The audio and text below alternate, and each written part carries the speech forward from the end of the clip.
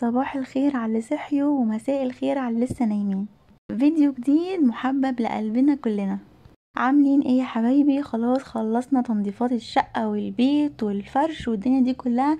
ندخل بقى على اهتماماتنا بينا احنا شخصيا.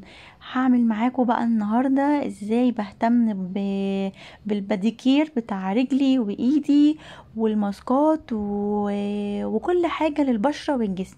طب بعمل ايه بقى في الطبق اللي معاكم ده؟ اول حاجة كده هتجيبوا طبق يكون غويط وحلو كده وكبير، عشان هعمل فيه بقى الخلطة اللي بعملها للباديكير اللي بنقع بقى فيه رجلي وايدي، وعشان نبوش بقى الدنيا ونخليها حلوة.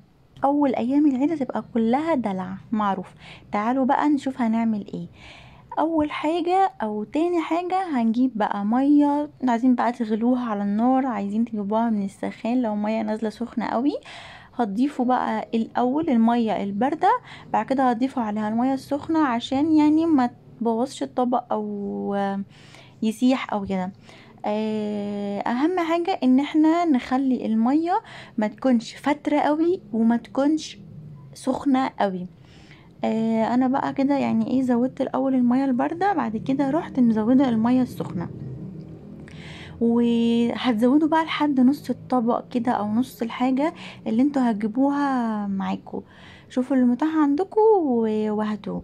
وهضيفوا بقى المية بالطريقة زي اللي انتوا شايفينها دي كده، وبعد كده هفضل بقى ان انا اجس المية بايدي، هشوف درجة الحرارة بتاعت المية ايدي مستحملاها تكون سخنة وانا اقدر استحملها، يبقى كده تمام قوي واحنا ماشيين صح. بقول لكم بقى ان الميه تبقى جايه لحد نص الطبق كده، ما تملوهاش قوي ما تخليهاش قليله. هنحط بقى مع بعض، انا حطيت بتاع حوالي 5 معالق ملح كده صغيرين مليانين كده حلوين. الملح بقى يعني حاجة حلوة قوي كده، مفيد اصلا للجلد، وهيبوش بقى كل الجلد الميت والميكروبات والحاجات دي كلها. وبحط بتاع حوالي ربع او نص كوباية خل، برضو حلوين جدا دول، لما تجربوهم هتشوفوا بقى الجلد الميت بيبوش ازاي وبيتشال ازاي، والرجل بتبقى ناعمة كده ومفيهاش اي جلد ميت. تالت حاجة بقى بحطها زر الورد، وده كنت عاملة بيه معاكم وصفة تانية في فيديو. آه زر الورد ده انا بجيبه من عند العطار. رابع حاجة بقى بحطها اي حاجة عندكم بقى، شامبو، شاور جل، بلسم، حمام كريم، اي حاجة عندكم بس عشان يدي ترطيب كده ونعومة وريحة حلوة للرجل. وزر الورد برضو بيدي ريحة حلوة قوي للرجل.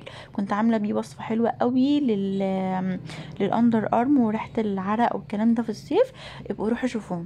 كده الخلطة كلها جاهزت معايا. هروح حاطة بقى فيها الاول رجلي، وهنقع بقى فيها رجلي بتاع تلت ساعة نص ساعة. كل ما تسيبوها كل ما هتلاقوا الجلد الميت اللي مش ظاهر لكم بيبوش، والرجل بتنعم اكتر، ويبقى سهل عليكم في ان انتوا تعرفوا يعني تشيلوا منها اي بقايا جلد ميتة او جلد متقشر. بعد كده بستخدم بقى تالت خطوة، ان انا بستخدم الحاجات دي عشان تساعدني في حوار بقى التقشير للجلد الميت والجلد المتقشر والحاجات دي. بستخدم الثلاث ادوات دول. اول حاجة كده بستخدمها هي البتاع اللي هي المقشرة للرجل دي كده، وفيها من ورا زي صنفرة. دي تحفة تحفة تحفة، واللي يلاقيها يجيبها حلوة قوي قوي قوي بجد. بتشيل الجلد من غير ما بتعور رجلي، ولا فيها بقى امواس ولا الدنيا دي خالص. وحلوة قوي ان البتاعة دي بتتشال كده عشان تعرفي تنضفوها كويس.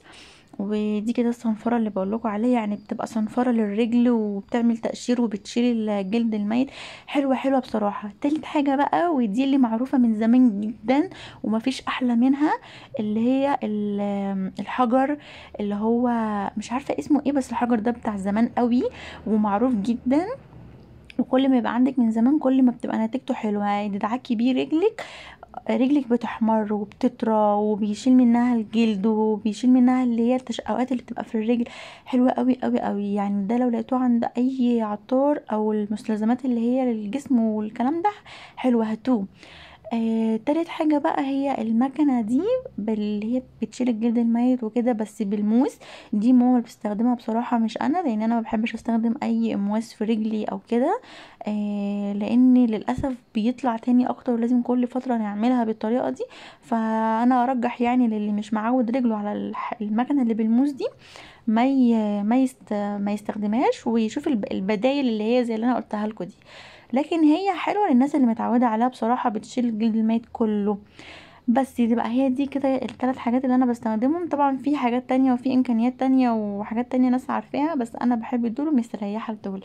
فكل واحد بقى بيختار الحاجه اللي مريحه ليه، او اللي متعود عليها، او اللي بتجيب معاه نتيجه تكون مرضيه ليه. يعني انا بحب الحاجات دي وبتديني النتيجه اللي انا ببقى حباها ومبسوطه بيها. حاجات بسيطة جدا وقريبة قوي قوي من اللي بيعملوها في الكوافيرات وبتاع، بندفع عليها فلوس كتير. هي بس ممكن شوية الامكانيات اللي بتبقى عندهم يعني هي اللي بتفرق. لكن الحاجات دي سهل جدا ان انتوا تجيبوها وتعملوها في البيت، وهيبقى انضف واحسن، وبتبقي بتعملي الحاجة لنفسك يعني بالطريقة اللي انتي حباها. انا بصراحة بحب اعمل الحاجات دي لنفسي في البيت.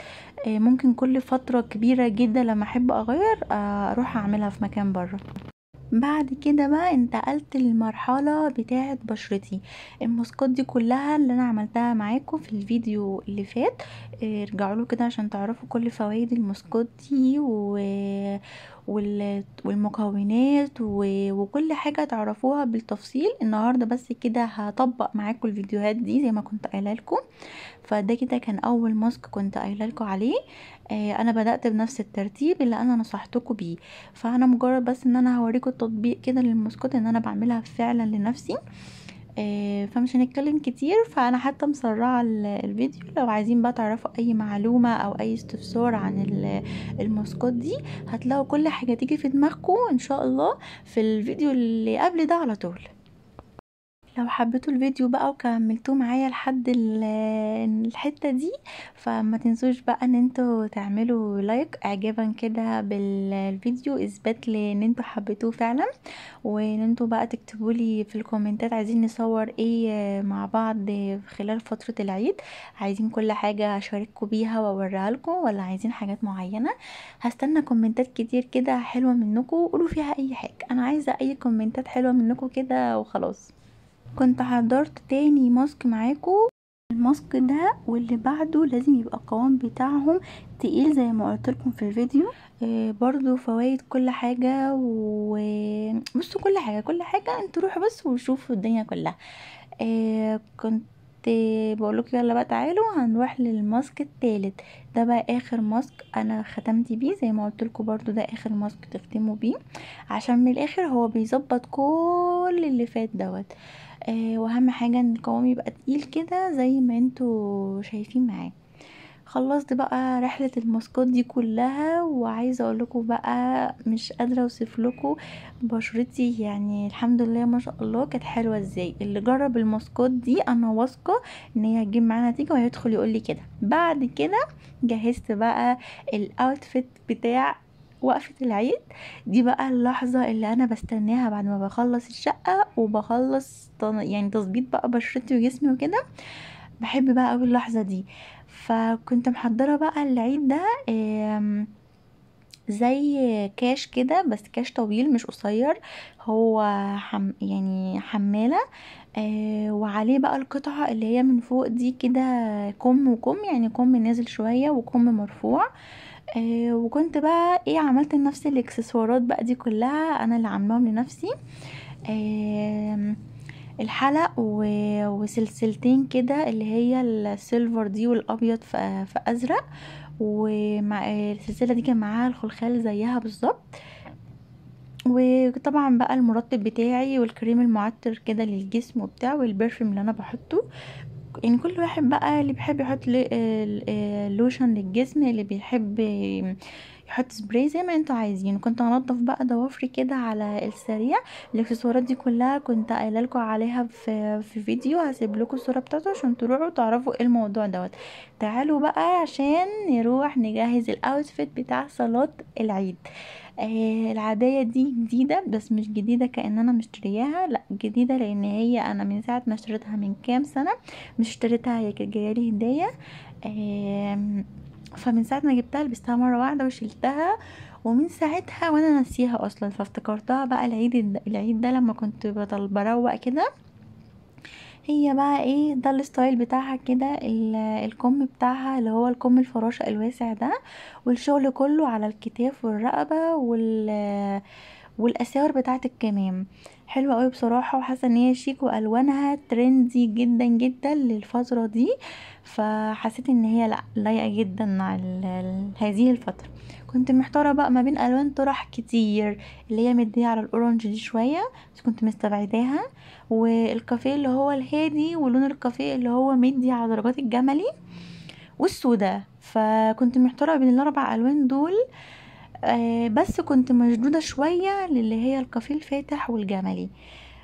لكن هتشوفوا في الاخر بقى انا استقريت على ايه، لاني يعني 3/4 انا عارفة ان هو هيكون مؤيد للرأي بتاعي ده. جهزت بقى للاوتفيت ورحت بقى نزلنا عشان نروح نصلي بقى. المرة دي رحنا جامع كده مختلف عن الجامع اللي اللي صليت فيه يعني في العيد الصغير. كنا ماشيين بقى كده في الشارع، وبصراحة انا بحب قوي قوي الاجواء بتاعه الشوارع دي اوقات الصلاة كده. الناس بقى كلهم نازلين وعمالين بقى يمشوا، والناس اللي بتجري عشان تلحق الصلاة، والاطفال الصغيرين واللي بيلعبوا بقى.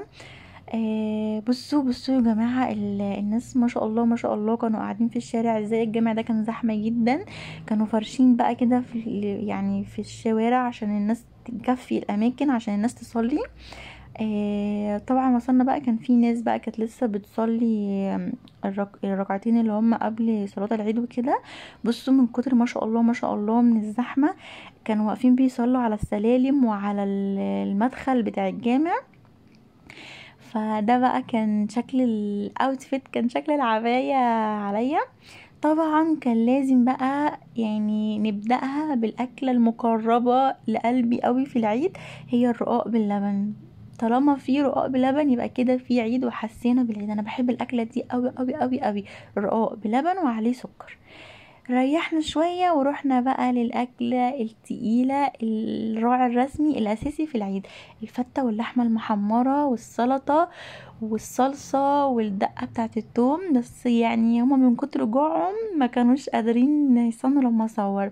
فبالألف هنا وشفا بقى على قلبهم وقلب كل اللي كان لازم بقى نحبس بعد الأكلة دي ببيبسي.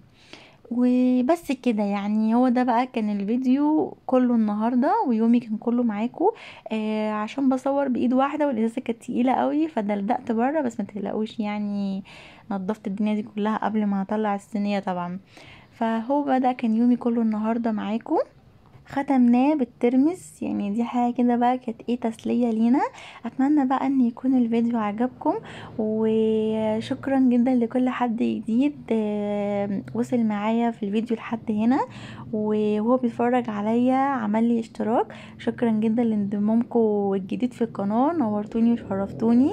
ولو في حد كان فاكر ان هو عايز يعمل اشتراك ونسي، فانا بفكركم تاني اهو، متنسوش بقى انتوا تعملوا اشتراك وتتاكدوا ان انتوا عاملين اشتراك في القناه ومفعلين الجرس عشان يوصل لكم مني كل فكره فيديو جديده ان شاء الله تكونوا معايا فيها. اتمنى ان الفيديو يكون خفيف على قلبكم وحبيتوه واستفدتوا منه. حقيقي مشاركتكم ليا بكل لايك او كومنت فيه كلمة حلوة ليا، او كل فرد جديد بينضم بالاشتراك بتاعه لعيلتنا بيفرق معايا قوي وبيفرحني جدا. خلص يومنا النهاردة لكن ما خلصتش فيديوهاتنا. اشوفكم على خير في فيديو جديد. باي باي.